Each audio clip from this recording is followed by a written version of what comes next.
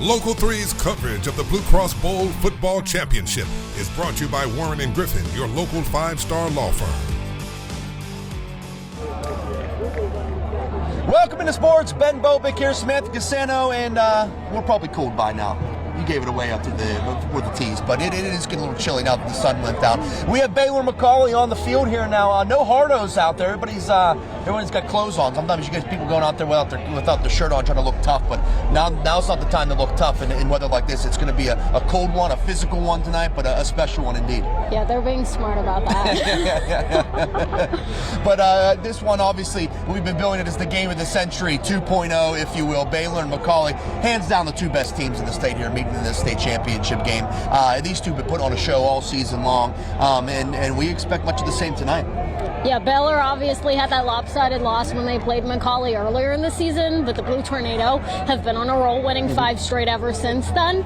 So I think for Big Blue's sake, they're hoping that kind of team comes out tonight. Absolutely, and you know what? They've looked like that kind of team, right? They've had the win over Ensworth was a great win. We've been talking a lot about that the last hour and a half, if you will.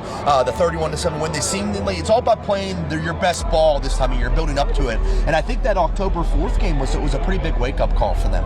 Yeah, I think the defense really faltered in that game, obviously giving up 3 turnovers, which sort of let things get out of hand early, but they've been really clean as of late. They've held 8 opponents to single digits this season. There you go. This is a defensive football game sort of weather, man. Turnovers are going to be big for this one. I see you can hit the explosive plays. But for Baylor, I mean, they've been rolling as well. I mean, I was at their state semifinal game against Brentwood Academy. They're taking on George McIntyre, who's going to be a Tennessee Vol next year.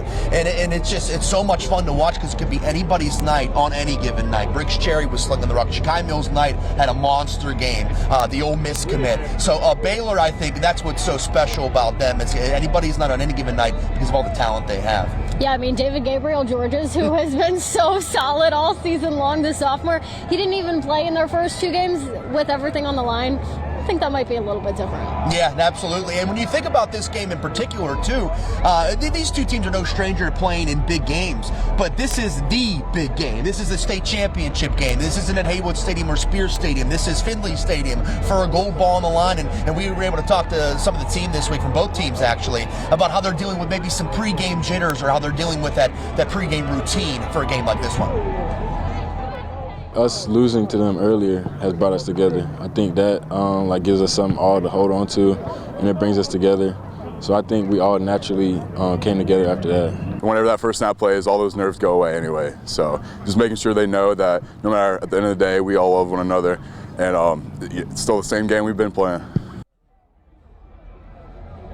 Jimmy Bryson has the right mentality, man. That's when once that ball's kicked off, it is just the same game they've been playing their entire lives, and that's what makes it so much fun. And it's just the fact that it's this rivalry game, right? You've been here a couple years now, myself as well. It's such a special game. You see the city come out for it. You see what it means to alumni and the people here. And I think you know that too, how awesome this rivalry game is. Yeah, obviously we remember that these two teams met last year, but they almost met here in 2022. Obviously, McCallie failed 2-point conversion away from that happening, but I think the big thing is that both teams have the experience. They've both been here before, so I don't think they're going to let that moment get too big. Absolutely, and we talk a lot about the rivalry game it is, and it was so much fun talking to the coaches this week because they said something very unique. They said, look, so the rivalry game was back in October.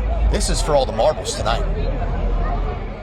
The rival game against Baylor has already passed. Our mindset is like, this is the championship. It doesn't matter who we play, we got to play a great game.